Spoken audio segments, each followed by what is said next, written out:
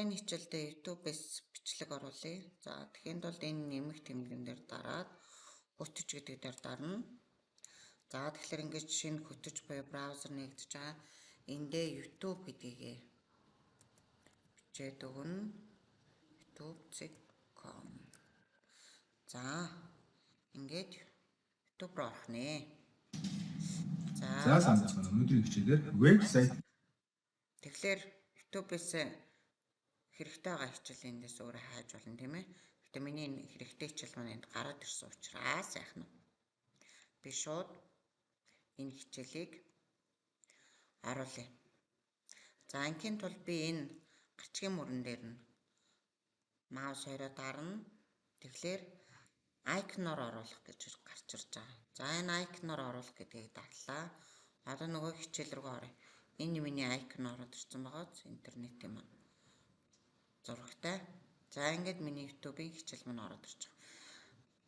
За энэ цугаа хаач би танарт харуулъя тийм ээ.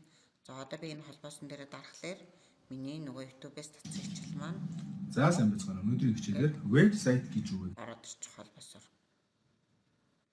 За ийм байдлаар YouTube-с хичээлээ оруулах нэ. За одоо хийсэн зүйлээ хадгалъя. Гэхийн тулд энэ 3 зураас руу орно тийм ээ.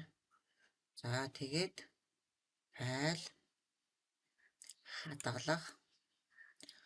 За эндээс гачиг гэдэг дээр нь за веб технологи 2 гэд нэр өгчээ. За мэдээлэл зүй хичээл хичээлээндээ сонгочихно. За энэ мэдээллийн технологийн хичээл. За энэ дотроос сонголтоо гэдэг энэ 11-р анги гэдэг ингэ заагаад өчнө. 11-р анги гэдгийг энэ анги дотроос заагаад өчнө. Ер нь бол ийм сурвалжгаа сонгоцсон байгаа тохиолдолд болвол өөрөө ингэж энэ сонголтууд гараад ирж байгаа. За энэ дата туршилт гэд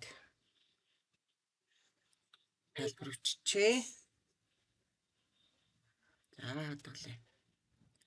За энэ маань одоо энэ хаах төвчөн дээр дараад нийтлэл сонгох гэдэг рүү дараад орох юм бол миний сая хийсэн веб технологи 2 гэдэг маань энэ миний номын жагсаалтнуудын дараад ирсэн байгаа. Би нэг юм ном сонгочээ.